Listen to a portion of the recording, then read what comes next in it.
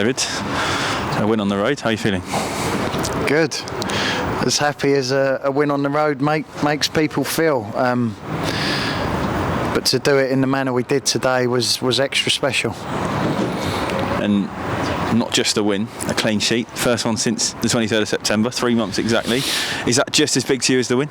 Yeah, without a doubt. That listen, it's nice to score goals, and it is for forward players and any player, but a clean sheet is like a goal for defenders and goalkeepers. But here it's for everybody. Listen, you defend with 11, you attack with 11. So for the boys, it's nice to get a clean sheet. I did ask, Josh, is that your first one? And you obviously got to get more, but it's nice to get that first.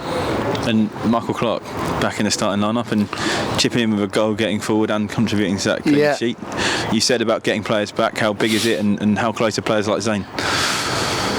Zane's imminent. He needed to, like I said, it's difficult not to be excited and chuck him straight in, but you got to manage the boy. You don't want him breaking down again. But Zane's imminent. He'll be involved very soon. Then it's about building him up to get him starting again. But yeah, Clarkie today was immense. We know the style of how Dartford play, and they load balls at your box, and they're physical and they're strong. And we done it slightly different last week with Ben Smith playing right side of that free because of the style of game. Now it's a different game today, and we needed Clarkie in there. And I thought defensively was superb today. Superb. And then to pop up with a goal, I think me and John joked is that I think that might be the first time we've got the first touch on a corner. Never mind the first touch, it was a bullet. The header. Listen, if you want to score goals, you've got to attack the ball, you've got to move at pace, and you've got to have a desire to get your head on it. And he had all of those things today, Clarkie. And also, George Hoddle playing slightly out of position in the first half. Are you running out of superlatives for someone who's 17? I think he's actually just turned 18, just recently. But he's exceptional, Will.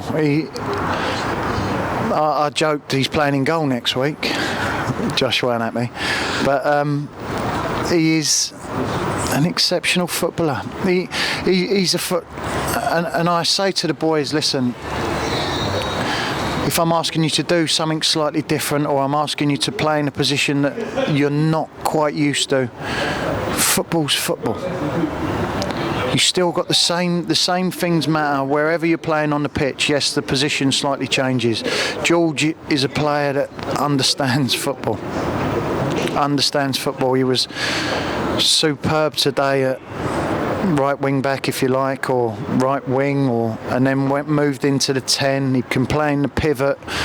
He got free from playing in the 10. He's a player that understands football, and he was exceptional again today. Exceptional. And we talked about Clarkie's goal. The two other goals, too different but equally impressive strikes. Arun, his first goal for the club, and Sean, another worldie from him, track record of that recently and here. How impressed were you with the quality of the goals as well? Obviously Sean's, the first was superb. Ball drops down, spins off the shoulder, Mitch plays a lovely pass. Then in my mind, I'm thinking just lob it over the keeper first time, but it's a firm pitch here. Bounces up, took it with his left thigh away from the defender, lobs it over the onrushing goalie. Slowly. It was one of those. Obviously, from where I am, you're not in line with it, so you can't tell. But I think some of the fans behind the goal knew it was in for a while. It was great. That sort of settled the nerves. And then the one to wrap it up, Arun's goal, superb. Ibby does brilliant to start with. Should score himself. Doesn't give up on it.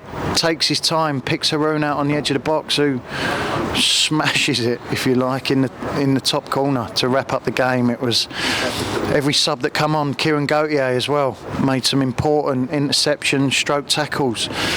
three finishers come on, finished the game for us. It was you couldn't have asked for a better away performance. I know you love it when I jag up a fact. The last 9 games against Dartford before this one, we've only scored 1 solitary goal. That must stretch back quite a long way into your time here. Always tight games. Does that make a 3-0 win even more impressive? Oh, what, one at a time, you mean? We've never scored more than 1 in a game. Yeah, give me the facts. As long as they're good ones, Will. I don't want the 5-6 losing games. I don't want them facts, but I'll have the fact when we score 3 goals in a game. Yeah, I'll take it. And then looking forward to the double with Hemel. Big games for them and for us, and obviously the derby. There'll be lots of fans there on Boxing Day. How big is it that you go into these games, try and do a double like we did last year, and then where does that leave us in the new year? Well, if we do, we'll see where we are then. But it's going to be 2 very, very difficult games. They always are. It doesn't matter where you are in the league or in any derby game. The form goes out the window. We'll be turning up looking to take 3 points Boxing Day and New Year's Day, as will Hemel. It'll be tough games. It'll be great to see people back at the park. Let's have it rocking and let's get after them.